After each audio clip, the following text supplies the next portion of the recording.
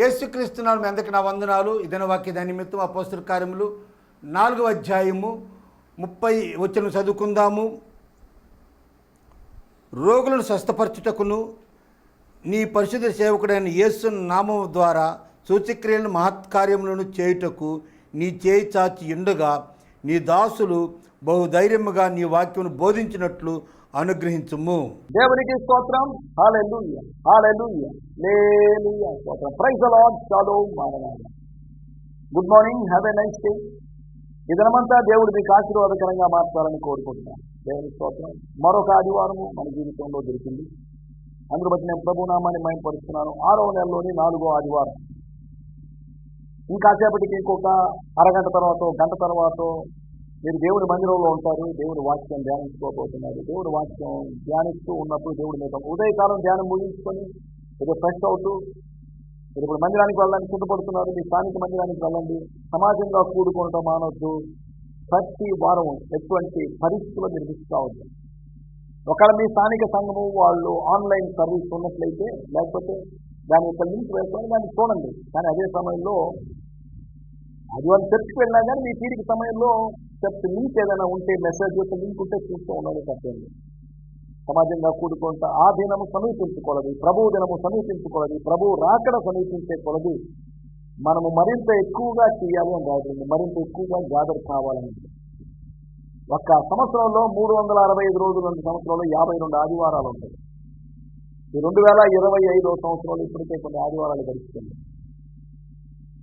ఈ 5 నెలలు, ఇది 6వ నెల. 5 నెలలు అంటే ఇంచుమించు 5 నెలలు 20, 21, 24, 23 ఆదివారాలు. ఇంకా కొన్ని ఆదివారాలు ఉన్నాయి. ఈ ఆదివారాలన్నీ ఖచ్చితంగా నేను ఎక్కబడి 35 సంవత్సరాలు అయితే నేను ఒకే ఒక సండే మిస్ అయిపోయాను. Only 1 Sunday. ఆ రోజు ఒక ఎగ్జామ్ హాల్లో ఈసెట్ ఎగ్జామ్ రాస్తున్నాను. ఎవరు బాధపడ్డాను, ప్రభావం ఇంకా నా జీవితంలో ఇంకెప్పుడు ఏ కాంపిటేటివ్ ఎగ్జామ్స్ నేను రాయి. ఇదే లాస్ట్. నిన్ను ఆరాధించాల్సిన వాడిని నేను, మీ మందిరంలో కూర్చోవలసిన నేను ఇక్కడ ఎగ్జామ్కి రాయడం నాకు బాధగా ఉంది. కానీ ఎగ్జామ్ నేను రాశాను, కానీ దానికి వెళ్ళలేదు. లేదు ఈ సెట్లో నాకు ర్యాంక్ వచ్చినప్పటికీ ఇంజనీరింగ్కి వెళ్ళలేదు. అది వేరే. ఎందుకు చెప్తున్నా అంటే, ఎగ్జామ్స్ రాయిద్దని నేను అనలేదు. ఇది ఖచ్చితంగా పెడుతున్నారు. అట్లీస్ట్ ఆదివారం ఇస్తారు, ఈవినింగ్ సర్వీసెస్ ఎక్కడైనా ఉంటే వాటికి వెళ్ళండి. కొన్ని చోట్ల ఇంగ్లీష్ సర్వీసెస్ ఉంటాయి, వాటికి వెళ్ళండి. లేదంటే మీ చర్చ్ వాట్సాప్ లింక్ దాన్ని పెట్టుకొని వినాల్సి లేకపోతుంది. దేవునికి ఇవ్వాల్సిన టైం మనకు దేవునికే ఇద్దాం. కైసరికి దేవునికే చెల్లించండి. లేదు ఈ సమయంలో మనం ప్రార్థన చేసుకుందాం. ప్రార్థన చేసుకోవడానికి ముందుగా ఒక ప్రకటన. ఈరోజు జూన్ 22వ తేదీ కనుక కొన్ని దినాలుగా ప్రకటిస్తూ వస్తున్నట్లుగా ఉజ్జీవ కూడిక revival meeting. Today is the day. ఇంకొక 10 గంటల తర్వాత, జస్ట్ 10 అవర్స్ తర్వాత, 12 అవర్స్ కూడా కాదు, 10 అవర్స్ తర్వాత మీరు చర్చ్కి వెళ్ళి వచ్చిన తర్వాత 6 అవర్స్ తర్వాత లేదా 5 అవర్స్ తర్వాత కౌంట్ డౌన్ స్టార్ట్ అయింది. ఉజ్జీవ కూడికి మిమ్మల్ని అందరినీ ప్రేమపూర్వకంగా ఆహ్వానిస్తున్నాం. ప్రతి వారిని, మీ కుటుంబ సభ్యులందరినీ ఆహ్వానిస్తున్నాం. రండి రండి రండి, వచ్చి దేవుని మాటలు వినండి. I'm sure that you would be blessed by the word of God. దేవుని వాక్యం చేత మీరు దీవించబడతానడంలో ఎటువంటి సందేహం లేదు. కొన్ని పాటలు, ఆరాధన, 2 సందేశాలు, ప్రార్థనలు, హీలింగ్ ప్రేయర్స్, స్వస్థత ప్రార్థనలు కావచ్చు. స్వస్థతలు జరుగుతాయా లేదా, జరుగుతున్నట్టు ఏమో వినికిలు లేవే, సాక్ష్యాలు లేవే, ప్రార్థన చేస్తాం, దేవుడు కార్యం చేస్తాం. ఫిజికల్ హీలింగ్ కన్నా వాక్యం ద్వారా జరిగేటువంటి ఇన్నర్ హీలింగ్ అనేది నేను దాన్ని నమ్ముతున్నాను. అది చాలా ప్రాముఖ్యమైన విషయం. వాక్యం వింటున్నప్పుడు మన జీవితం లోపల కార్యం జరగడం వల్ల అవుటర్ హీలింగ్ కూడా జరుగుతుంది. పౌలు ఒకరోజు ప్రసంగిస్తున్నాడు. బలహీనమైన పాదములు కలిగిన ఒకడున్నాడు, వాడు వింటున్నాడు. స్వస్థత పొందుటకు కావలసిన విశ్వాసం వానికి ఉందని పౌలు గ్రహించాడు. యేసు నామములో లేచి నడువురా అన్నాడు. లేచి నడిచాడు, అయిపోయింది. ఈ విశ్వాసం వాడికి ఎక్కడి నుంచి వచ్చింది? వాక్యం వినడం వల్ల. ఆ వాక్యపు తేనెని, వాక్యపు మకరందాన్ని వాడు జురుకుంటున్నప్పుడు వాడి ఆత్మీయ కన్నులు ప్రకాశించడాన్ని బహుశా అతను చూసి ఉండొచ్చు. అంత ఇన్సైట్ కలిగినటువంటి పౌలు గారు, ఇన్సైట్ కలిగినటువంటి పౌలు ఇలా మాట్లాడడం, అరే ఇప్పుడు ఎలా లేస్తాడు వాడు, ఎలా లేస్తాడో లేదో ఏదో అనుకోండొచ్చు, కానీ వాడి జీవితంలో అద్భుతం జరిగింది. వాడు లేచి నడిచాడు.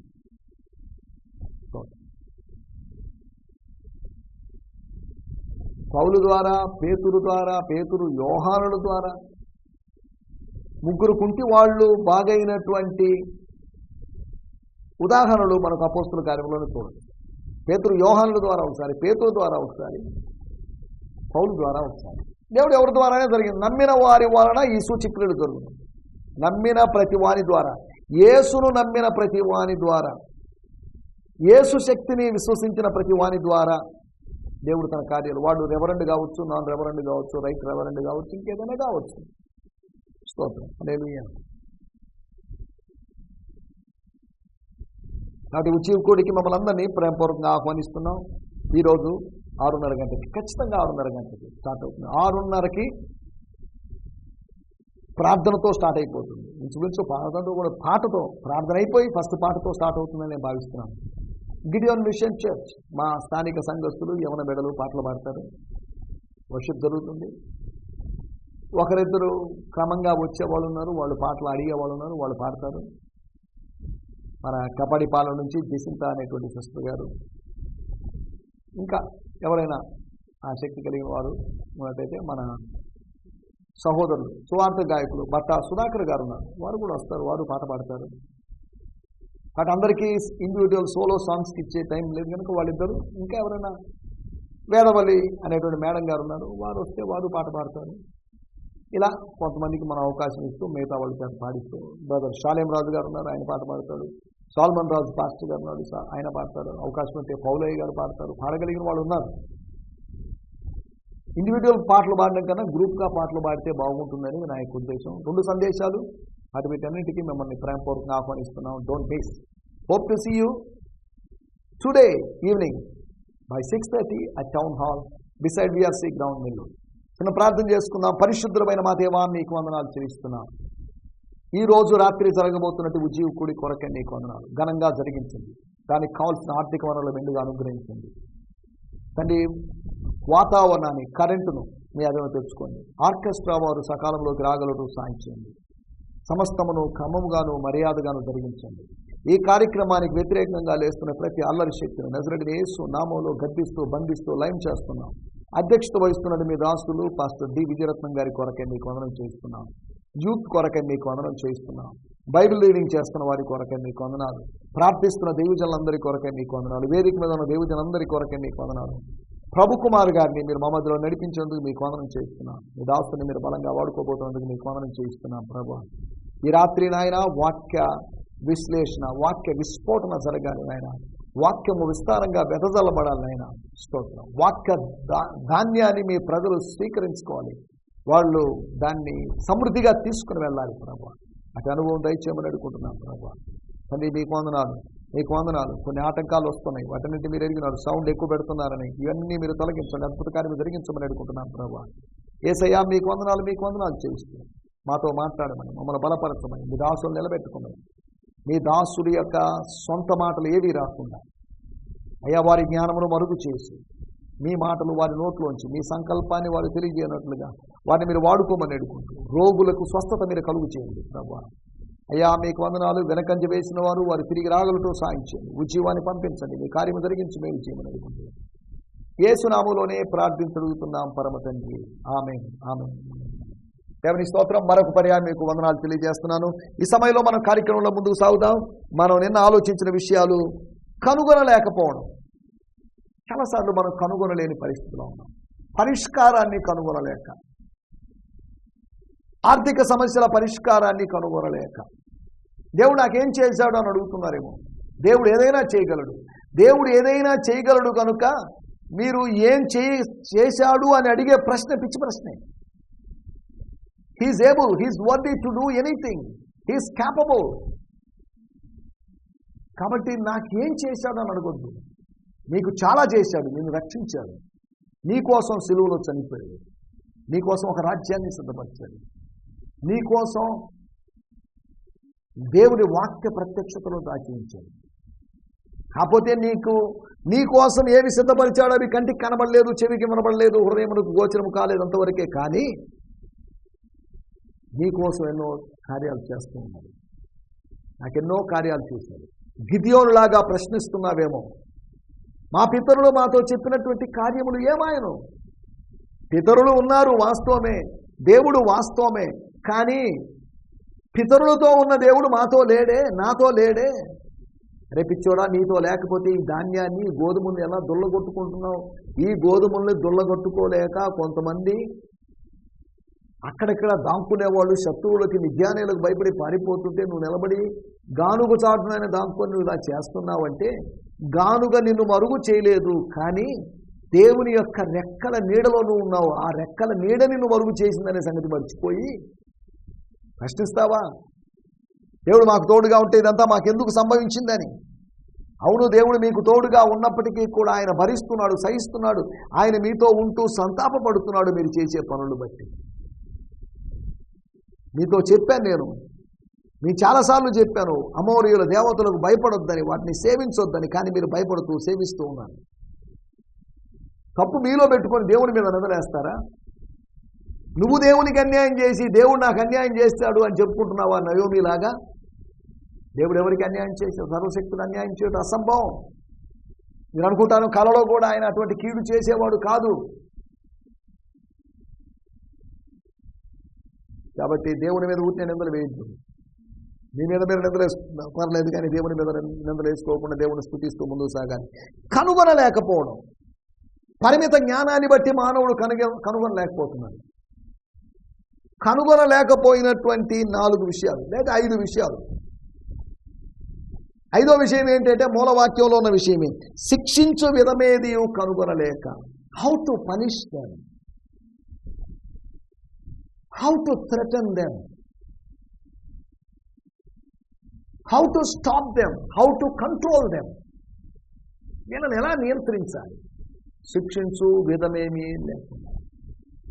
ఇంకోసారి వ్యాపించిందో, ఇంకోసారి న్యూస్ వచ్చిందో, ఇంకోసారి ఈ న్యూస్ వైరల్ అయిందో, యేసును గురించిన పోస్ట్ వైరల్ అయిందో, నో మేము ఒప్పుకునేది లేదు, ఈ వీడియో వైరల్ చేసి ఒప్పుకునేది లేదు అన్నట్టుగా.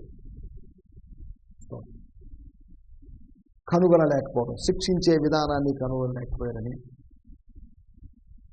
తర్వాత ద్వారాన్ని కనుగొనలేకపోయినటువంటి సొదొమ గొమొర్రా ప్రజలు లేదా సొదొమ ప్రజలు. లోతు యొక్క ఇంటి ద్వారము గుండా లోపలికి వచ్చిన వాళ్ళు కనుమొబ్బు కలుగు చేసినప్పుడు, కన్ఫ్యూజన్ అయినప్పుడు, లోతు కన్ఫ్యూజన్ కలుగు చేయలేకపోయాడు. ద్వారం గుండా రమ్మని ఆహ్వానించాడు.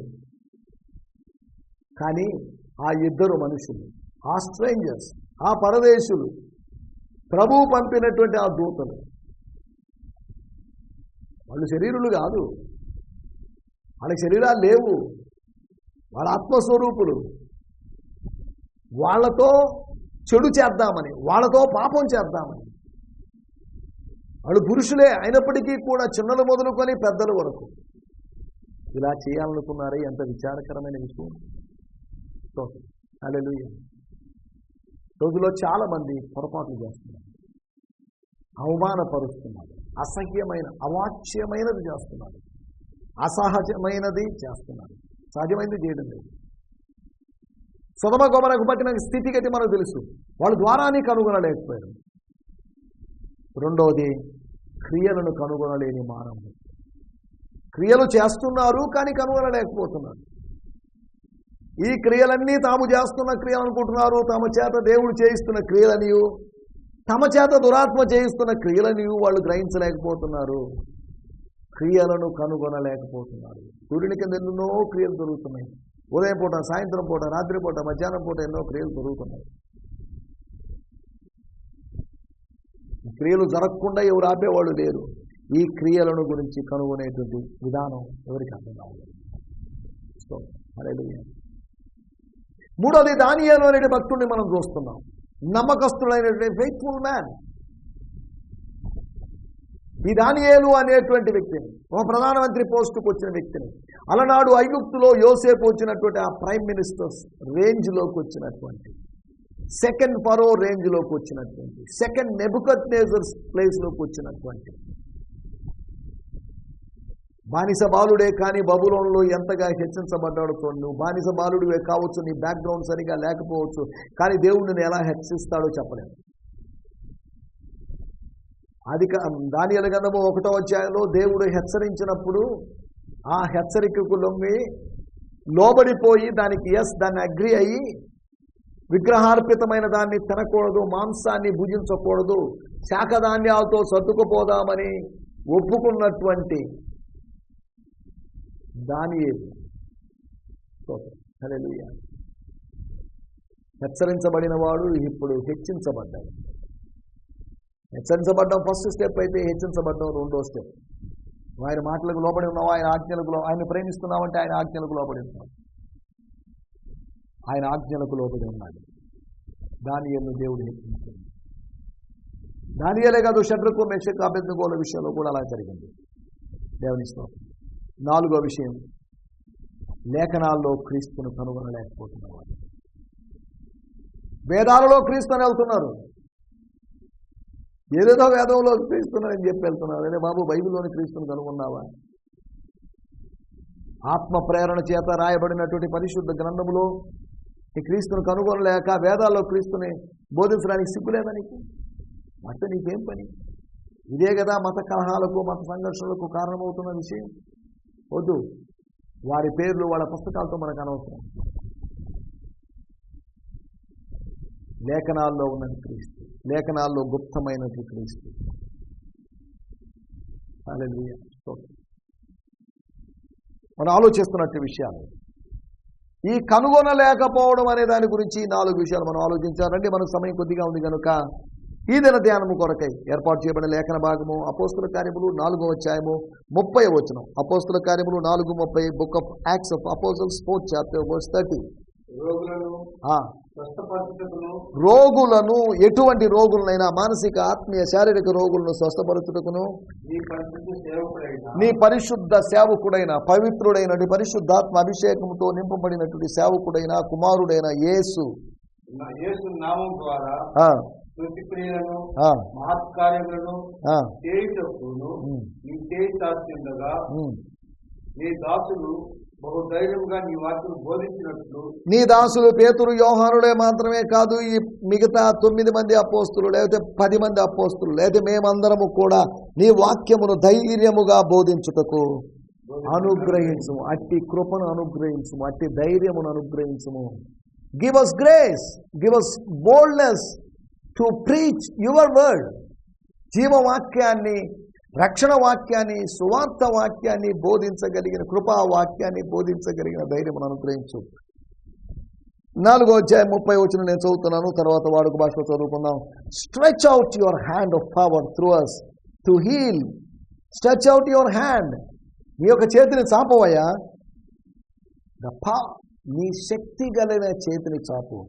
త్రూ us, మా ద్వారా, టు హీల్, టు స్వస్థపరచడానికి, and to move in signs and wonders by the name of your holy son Jesus.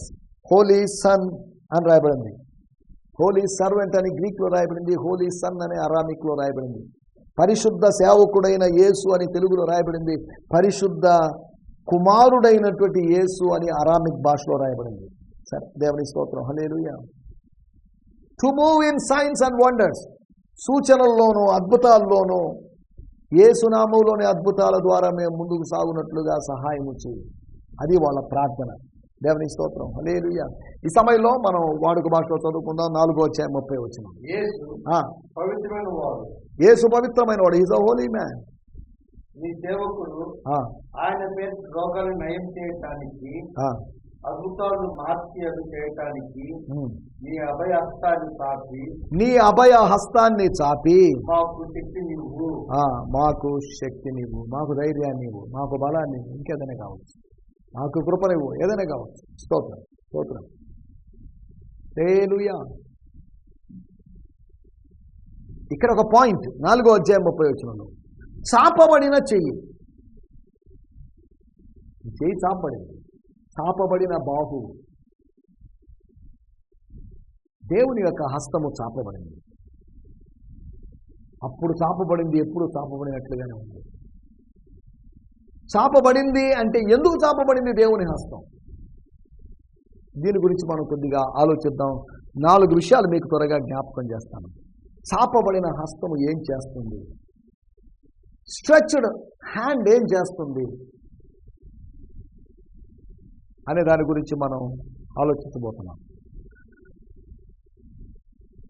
మొట్టమొదటి విషయము అపోస్తల కార్యములు 4వ అధ్యాయము 12వ వచనం. మరి ఆ, ఎవని వలన రక్షణ కలుగును? ఎవని వలనను సాల్వేషన్ రక్షణ జరగదు. ఈ నామముననే ఆ, మనకు రక్షణ పొందవలనని ఆ, గాని ఆ, ఆకాశం కింద మనుషులు ఇవ్వబడిన ఉమ్. మరి ఏ నామను రక్షణ పొందలేము అని రక్షణ పొందలేము. వేరే నామాల్లో రక్షణ పొందలేము, యేసు నామంలో రక్షణ పొందగలము. వేరే నామాల్లో పొందలేని రక్షణ యేసు నామములో పొందే రక్షణ. అనగా యేసు నామము లేదా యేసు హస్తము రక్షింప నేరక ఉండినట్లు యెహోవా హస్తము కొరచ కాలేదు అని రాయబడింది యెషయా గ్రంథంలో. యెహోవా హస్తము కొరచ కాలేదు, కాదు. కొరచ ఎందుకు కాదండి? కొరచ అంటే పొట్టి అయిపోవడం అని అర్థం, అనగా ష్రింక్ అయిపోవడం అని అర్థం, కుంచుకుపోవడం అని అర్థం, ఊచగా మారడం అని అర్థం. అంటే వయసు పెరిగే కొద్దీ చెయ్యి చాపాలంటే కష్టం అవుతుంది, చెయ్యి ఎత్తాలన్నా కష్టం అవుతుంది, చెయ్యి దించిపెట్టుకునే ఉంటుంది. చెయ్యి చాపబడుతూ అనేక సంవత్సరాలుగా చెయ్యి చాపబడింది. చాపబడిన చేతులు, చాచిన చేతుల వైపు చూద్దాం. మన కోసం, మన రక్షణ కోసం చాపబడిన చేతులు. ఈ చాపబడిన చేతుల్లో గాయాలు చేయబడ్డాయి. ఈ చాపబడిన చేతుల్లో గాయాలు చేయబడ్డాయి, మేకులతో గుచ్చారు. అయినప్పటికీ ఈ చాపబడిన చెయ్యి ఎండిపోయిందని కాదు, ఎండిపోలేదు, స్ట్రెచ్ అవుతూనే ఉంది, పొడవుగా సాగుతూనే ఉంది. మానవాళి దగ్గరికి వచ్చింది. చాపబడిన చెయ్యి దేవుని చెయ్యి యేసుక్రీస్తు. The stretched arm or stretched hand of God is Jesus. God యొక్క ఎక్స్టెన్షన్ ఆయన, గాడ్ యొక్క ఎసెన్స్ అయిన వాడు గాడ్ యొక్క ఎక్స్టెన్షన్ అయ్యాడు. దేవుని యొక్క సారాంశమైన వాడు దేవుని యొక్క ఎక్స్టెన్షన్ అయ్యాడు.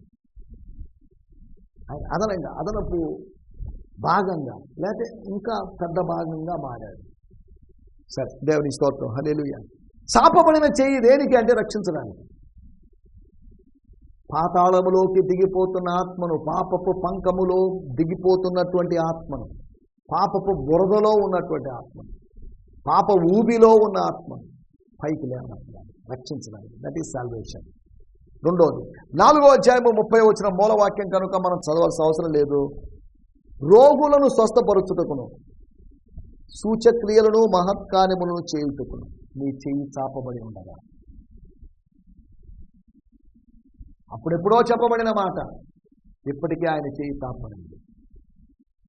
ఆత్మస్వరూపి యొక్క చెయ్యి చాపబడి ఉండడం ఏంటి అని అడగొద్దు దయచేసి. చెయ్యి చాపబడి ఉంటే ఈజ్ రెడీ అని అర్థం. His hand was extended, stretched means he is ready to do anything, he ready to heal and save అని అర్థం. దేవుని స్తోత్రం. మూడో విషయం, మత్తయి సువార్త 14వ అధ్యాయము 31వ వచనం. మత్తయి సువార్త 14వ అధ్యాయం 31వ వచనం. ప్రభువా నన్ను రక్షించుమని కేకలు వేశాడు. ఏమైన తర్వాత 14వ అధ్యాయం 31వ వచనం. స్తోత్రం. అప్పుడు ఏంటంటే వెంటనే యేసు చెయ్యి చాపి, వెంటనే యేసు చెయ్యి చాపి, చెయ్యి చాపి ఏం చేశాడు? చెయ్యి చాపి చెయ్యి చాపి పట్టుకొని మునుగుతున్న వాడిని, నీళ్ళలో మునుగుతున్న వాడిని, సముద్రంలో మునుగుతున్న వాడిని, నీళ్ల మీద నడవలేక, యేసులాగా నడవలేక మునిగిపోతున్న వాడిని పట్టుకొని, చెయ్యి చాపాడు అంటే నిన్ను పట్టుకుంటాడు, నిన్ను లేవనెత్తుతాడు. నువ్వు ఎక్కడ మునిగిపోతుంటే అక్కడి నుంచి లేవనెత్తుతాడు.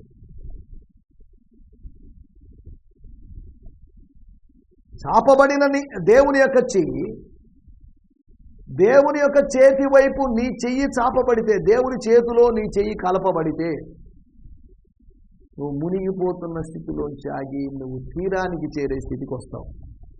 4వ విషయం చెప్పి ముగించేస్తాను. గలతీయులకు రాసిన పత్రిక 2వ అధ్యాయము 8, 9 కలిసి ఉన్నాయి. లేకపోతే 9వ వచనం, లేకపోతే 8, 9 చదివితే మనకు అర్థమవుతుంది. చివరి భాగం అనగా సున్నతి పొందిన వారికి అపోస్తలుల పేతురులకు సామర్థ్యం కలుగజేసిన వాడే అన్ని జనులకు అపోస్తలులను నాకు సామర్థ్యం కలుగజేసినని వారు గ్రహించినప్పుడు స్తంభములుగా నియమించబడి యాకోబు, కేఫా, యోహాను వారు నాకు అనుగ్రహించిన కృపను కనుగొని మేము అన్ని జనులకు తాము సున్నతి పొందిన వారికి అపోస్తలుగా ఉండవలని చెప్పి తమతో పాలివారమౌటకు సూచనగా నాకును కుడి చేతిని ఇచ్చిరి. నాకును బర్నబాకును అపోస్తులైన వారు, సీనియర్ అపోస్తులైన వారు కుడి చేతిని ఇచ్చారు. నరికి ఇచ్చేశారని కాదు, కుడి చేతిని ఇచ్చారు. చేయి చాపారు సెకండ్ కోసం, కరచాలనం కోసం చేయి ఇచ్చారు అంటే దాని అర్థం చేయి నరికిచ్చారని కాదు. దాని అర్థం తాము ఈ సేవలో, ఈ విధానములో సేవ చేయడానికి, పేదలకు సహాయం చేయడానికి, ఆత్మీయ పేదలకు సహాయం చేయడానికి, అన్యజనులకైనా యూదులకైనా సహాయం చేయడానికి చేద్దాం.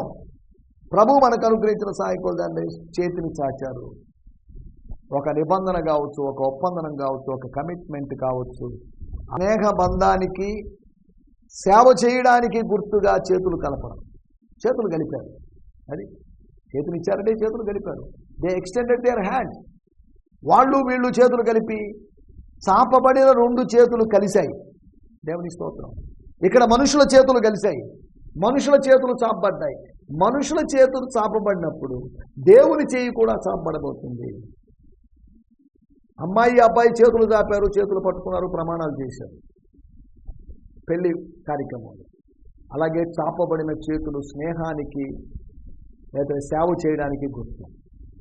కాబట్టి దేవుడు యొక్క చాపబడిన చెయ్యి ఆయనతో కలిసి సేవ చేయడానికి, ఆయన సేవ చేయడానికి, ఆయనతో స్నేహం చేయడానికి అనే సంగతిని గుర్తు చేస్తున్నాను. కాబట్టి రక్షించడానికి, స్వస్థపరచడానికి, లేవనెత్తడానికి, స్నేహం చేయడానికి, సేవ చేయడానికి ప్రభు యొక్క హస్తము చాపబడి ఉండగా ఆయన హస్తం వైపు చూస్తూ మనం ముందుకు సాగుదాం. ఆమేన్. ఈ సందేశము మీకు ఆశీర్వాదకరంగా ఉందని నమ్ముచున్నాము. ప్రార్థనా అవసరతల కొరకు మమ్మల్ని సంప్రదించవలసిన మా చిరునామా గిద్యోన్ మిషన్ చర్చ్, 6వ వీధి, శాంతినగర్, నెల్లూరు 4, ఆంధ్రప్రదేశ్. పిన్ 524004. మా ఫోన్ నంబర్లు 7036443613 మరి ఒక నంబర్ 9392293010. మా ఈమెయిల్ ఐడి gfihmi2015@gmail.com. దేవుడు మిమ్మును ఆశీర్వదించునుగాక. ఆమేన్.